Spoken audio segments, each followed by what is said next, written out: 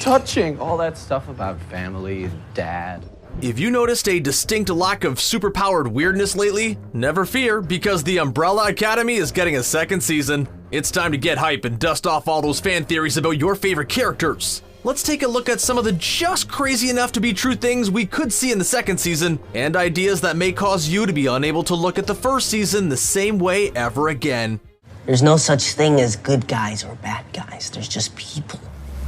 One of the big reveals of the first season was that Vanya does indeed have a power, and an incredibly dangerous one at that. But we still don't know a lot about one Umbrella Academy member in particular, and that's number 6, Ben Hargreaves. Although there are certainly some lingering questions about who he is and the extent of his power, it's understandable that he's one of the most mysterious characters, considering the fact that he passed away before the season began.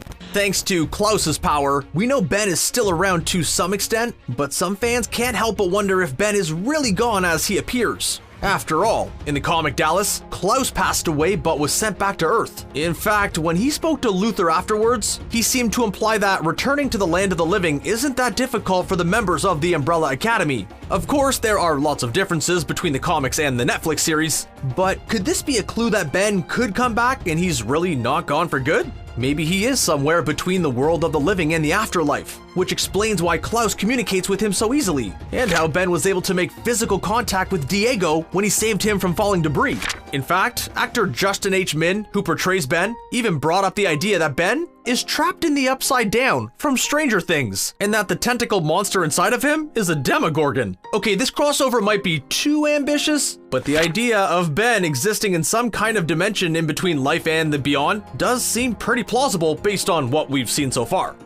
The Hargreaves children are the only ones with powers, but there are some important side characters as well. But there's one in particular who keeps popping up with no explanation on why we keep seeing her over and over again. This woman is Heather Sanderson, and she appears in several episodes of the Umbrella Academy. We saw her in the first episode when she was one of the hostages the children rescued from the bank, and then again on a bus near Klaus, and finally in the bowling alley in the final episode. So she's come into close contact with the main characters many times, starting when they were just children. Is Heather Sanderson just a really talented extra, or is there something going on here? It seems like too much of a coincidence at this point, which is why some fans suspect that this woman has something to do with the commission. She could be one of the field agents the handler talked about, whose job it is to monitor time. Since time travel could be an even bigger component in the second season, it's possible that we'll learn the truth about her soon.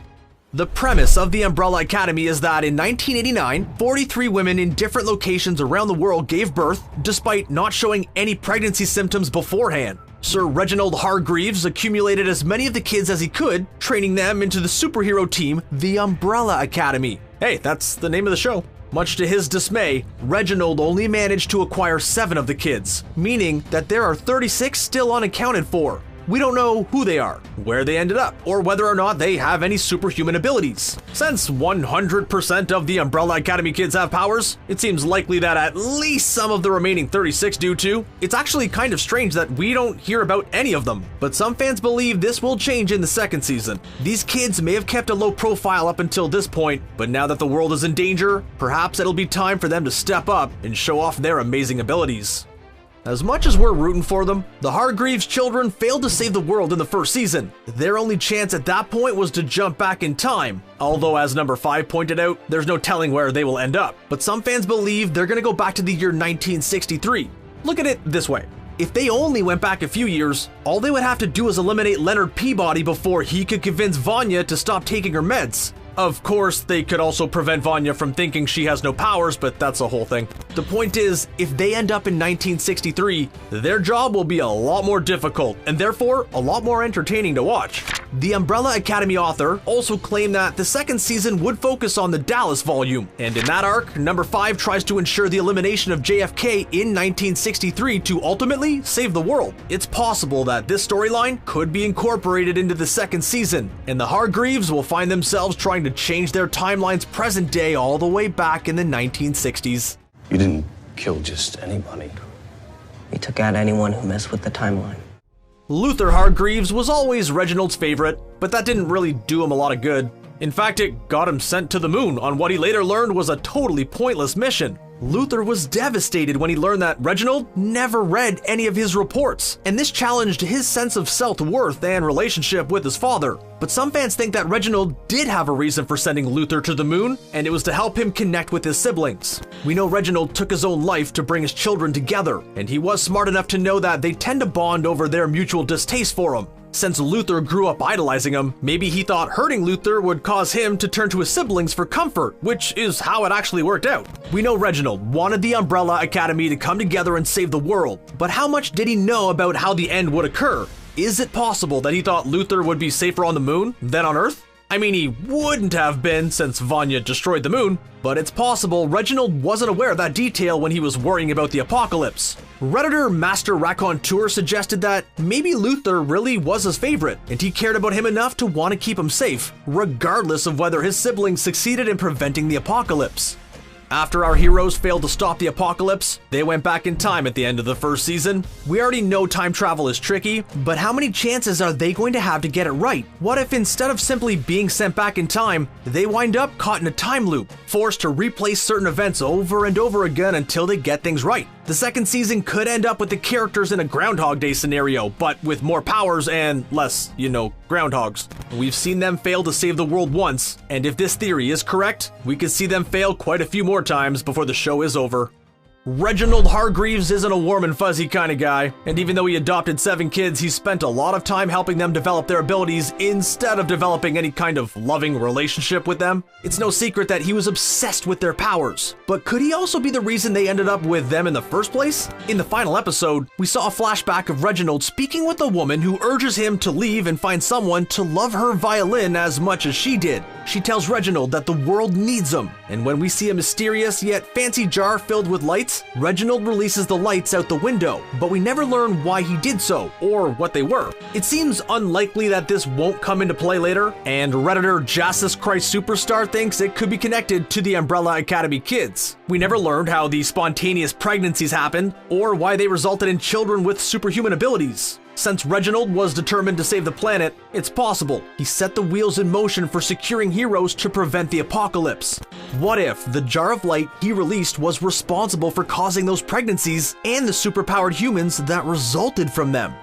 We know poor Ben perished at some point before the first season of the Umbrella Academy, but we're not sure exactly what happened to him. Since his power is to open up dimensions with his body containing horrific monsters, it's not hard to see how something could go terribly wrong. But usually when Klaus sees people who have passed on, they're less than pristine due to the nature of their passing. Ben, however, is in perfect condition. He certainly doesn't look like someone who was mauled by a tentacle monster, which has led some fans to suspect that he met his end a different way. Let's face it, the Hargreaves children have some mysterious trauma between their powers and their upbringing. Ben's headstone says, "May the darkness within you find peace and light," which seems like it could be referring to his talent at first glance. But is it possible that Ben actually took his own life with no monsters involved? That would explain why he seems to be in good shape, other than being departed, of course, and it could tie into the idea that he's stuck in limbo instead of being completely gone. We don't learn a lot about Reginald on the show, other than the fact that he's a snappy dresser and not the best father figure. Oh, and he's an alien, something which isn't made clear on the show as it is in the comics. In fact, the comic version of Reginald is known as the Monocle, and this device does more than simply amplify his vision. The Monocle can grant the wearer the ability to see people for what they really are, but that power was never established on the show. However, if it existed, it could explain why Diego was determined to get rid of it. He disposed of it by throwing it in the lake, but let's not forget that his nickname is the Kraken. In addition to knife throwing, Diego can also hold his breath indefinitely. Maybe the Monocle does have powers in the show, and Diego wanted to keep it out of his family's hands while maintaining the option to retrieve it at a later date. As I've mentioned earlier, Sir Reginald Hargreaves isn't the nicest guy around, but he did go to great lengths to prepare his adopted children for saving the world, even though he didn't do the best job of that either, considering, what happened at the end of season 1. But what if Reginald is more of their adoptive father? Alien interference could explain those sudden, surprising births that resulted in the Umbrella Academy in the first place. Maybe it was those jars of light, or some other method which allowed him to create the children he needed to train to prevent the apocalypse. If the children were biologically related to Reginald, it could explain where their powers came from and the strange circumstances around their births. It would also make it interesting to know if Reginald did feel a connection to them, but felt that being cold and distant was the best way to ensure their survival. Of course, it's not impossible for Reginald to be both their biological father and a natural jerk, but how would the kids react to finding this out? Especially Allison and Luther. Yeah, yikes. Allison Hargreaves has the incredible power to convince people to do things by starting statements with, "I heard a rumor."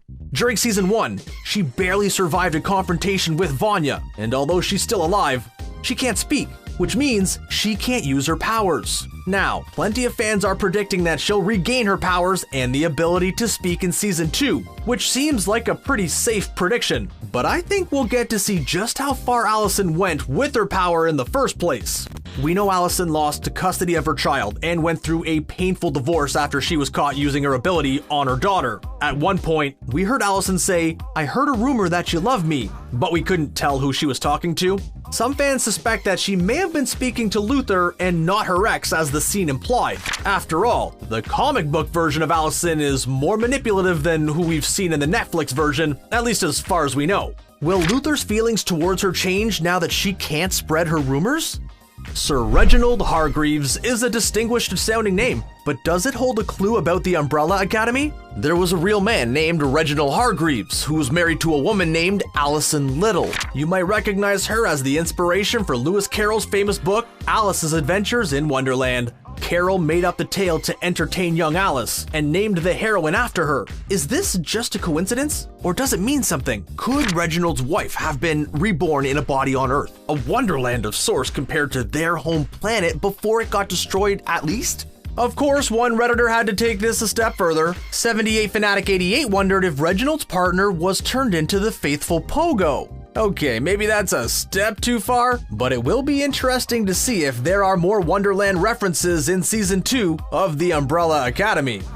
Okay, so Reginald's partner probably wasn't Pogo, but could Reginald and number 5 actually be the same person? According to this fan theory by Redditor Down the Rabbit Hole, Reginald and number 5 are both motivated by preventing the apocalypse, and they both seem well versed in time travel, or at least as much as possible considering how complex it is. Number 5 does say that he can't project his consciousness into a quantum state, so what if this explains how there were 2 versions of Reginald existing at the same time in the same place? Now, in the comics, we know Reginald is an alien wearing a human mask, but we don't know that's necessarily the case in the show as well. We've seen some significant differences so far, and we can only expect more to come as the show progresses.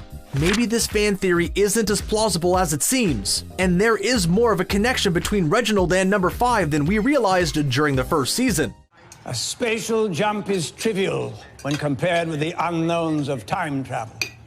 In the promo posters for season 2, we see Hargreaves' children holding umbrellas, but for some reason, they're not standing in numerical order. Instead, we see them lined up as number 5, number 4, number 3, number 1, number 6, number 7, and number 2. We know our heroes are going back in time, but we don't know if they're all going back to the same place on the timeline. Some fans speculate that the Hargreaves will end up alone at different points in time and have to find their way back to each other. After all, Reginald tried so hard to get them together that splitting up would be a serious danger to their mission. Maybe them being out of order is an indication that something is going to go wrong with their carefully crafted team dynamic.